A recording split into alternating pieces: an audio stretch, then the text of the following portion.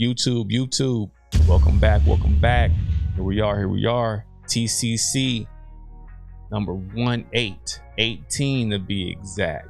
Let's go ahead and key that intro.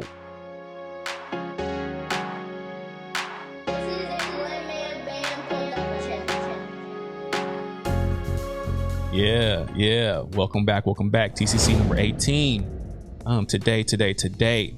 Today, we've actually touched on a topic that I won't call it a building block, and I really don't know how to refer to it. So what we'll do is we'll just stay on the track of being transparent and letting you all know what we want to provide for our youth. So today's topic is going to be something that we want to be able to touch on, and not only just give a better definition or a better understanding, but be able to identify it and be able to, explain why it correlates or how it can, be compared to what our youth go through. Okay. And that topic is PTSD. Now you ask, what is PTSD? According to this definition that I found online, post-traumatic stress disorder is a mental health condition that is triggered by a terrific event, either experiencing it or witnessing it. Symptoms may include flashbacks, nightmares, and severe anxiety, as well as an uncontrollable thought about the event. Now, the way that definition reads, it talks about events, right? So in the news, the current news, we had another shooting in Minneapolis, I believe, in that area, Minnesota, not too far away from the George Floyd situation that happened just about a year ago now. Not to mention that the trial for the officer is happening right now in Minnesota. These are things that can be triggering to people, right? And not just people that, are adults, but our youth just as well. They're seeing this, and with our devices in hand and, all the access that we have to media and all of these things, our youth are exposed to this daily. So when you think of PTSD, depending on where you are, a lot of people tend to think of soldiers who have been in war. And that's 100% accurate for sure. So you have a situation where a soldier was in war and they witness a horrific situation where they may have lost a co-worker or a fellow soldier in war, or they may themselves have been wounded in war, right? So now when they come back to America or whatnot, some certain things actually trigger those events, those horrific events that happened when they were in war. So now PTSD sets in, and this is something that they get help with, that they go see counselors for it. They may even be prescribed medicine for it. And it's a legal term, a medical term, PTSD. So as we sit here as the Choice Center, truly reviving our youth, I know you're like, well, how does that apply to youth? I'm glad you asked. Our youth in America, California, Fresno, California, the Central Valley to be extremely exact, live in quote unquote war zones. And I'll laugh, but it's not funny one bit. Not funny at all. But these are war zones when you can walk out of your house and not know if you're going to make it back to your loved ones after school, after football practice, after whatever curricular activities you like to do outside of school, right? You don't know if you're going to make it back in certain neighborhoods. And you look at it and you're like, well, how does that correlate to PTSD?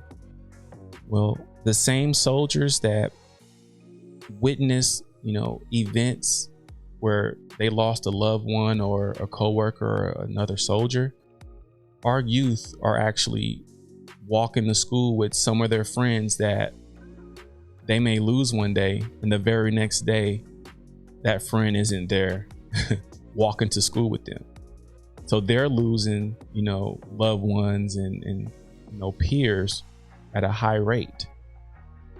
The caveat to that is this: who are they talking to get that counseling? Are they being prescribed medication for that? And I can speak for a lot of them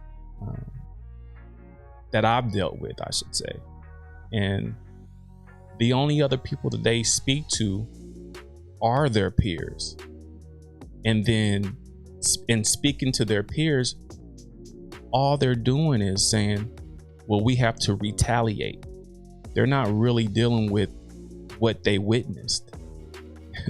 They're not really getting help, and they're keeping it sealed together, and they're just acting out an aggression. They're not really processing what actually happened. So they don't go talk to counselors, from the ones that I've talked to, right? And it doesn't stop there. I know that the definition says an event. There's different types of trauma. There's process trauma and event trauma. So process trauma is, and not limited to this, when you have a youth or anyone for that matter that has dealt with an abusive household, whether it be verbal or physical, but it's over amount of time that this abuse has kicked in, therefore it becomes traumatic. So now certain things can trigger a youth's PTSD, right? So now you have a youth in the classroom who you want him or her to behave and follow simple instructions from someone who reminds them of their parent at home who has been abusing them since they were 5 years old. Now, this person is trying to get this youth to learn and follow simple instructions when all the youth can do is think about the trigger that's going off in their head. And guess what? They don't even really know how to identify what's going on. All we see, the adults that is the reaction to the trigger that we don't even understand is happening. So therefore, this young man or this young lady gets sent to the office for not following simple instructions. However, their PTSD has just been triggered by this person, teacher, whether it be male or female. They have triggered the youth when it comes to their processed trauma, whether it be at home, their parent is continuously yelling at them, cursing them out, physically abusing them. Something that happened in the classroom was triggered by the teacher. So now, like the iceberg in the last clip, all we see is what's going on the surface.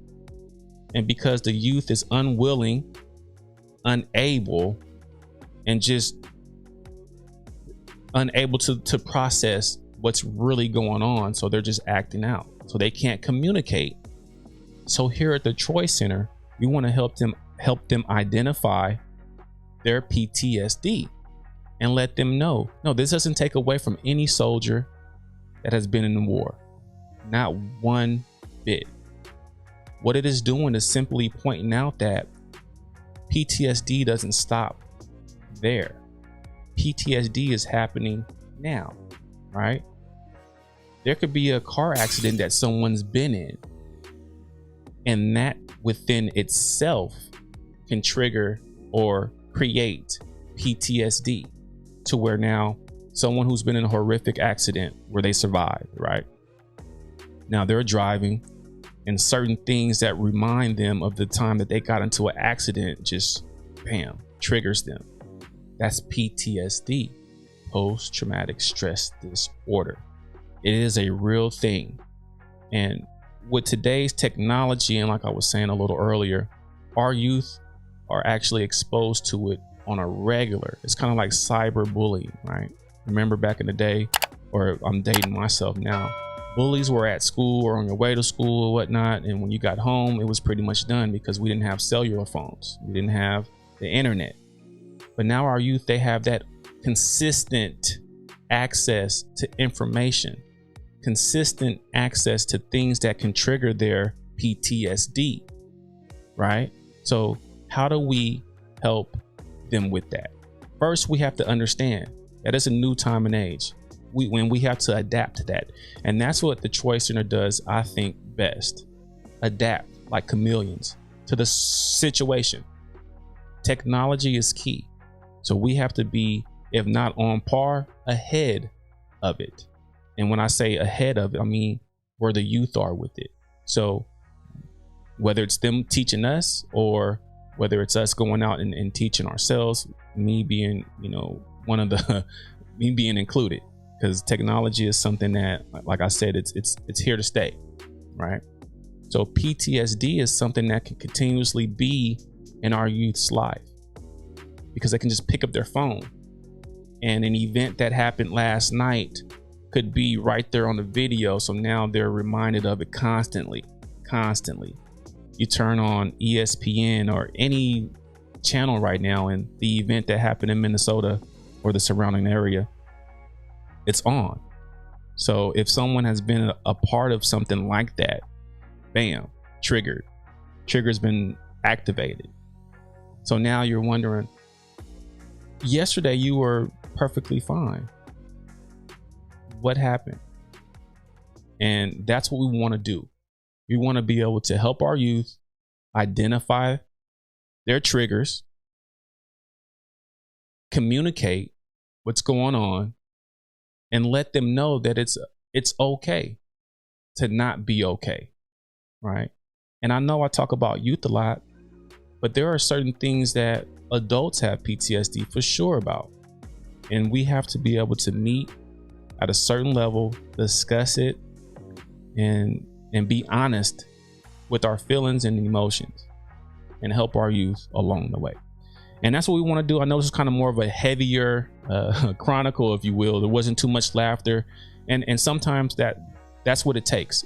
We have to hit it right on the head. We can't duck and dodge things. We have to be mindful and consistent and straight to the point sometimes with certain situations. And this is one of those situations, because PTSD is a real thing. And the sooner that we can identify it, the sooner we'll be able to help our youth live better, successful, prosperous lives. All right. So yeah, TCC 18, PTSD. Man, I just want to say thank you all for all tuning in to what we're doing here. We're still working on some things here, as you can see. But yeah, PTSD, TCC 18. We out. Peace.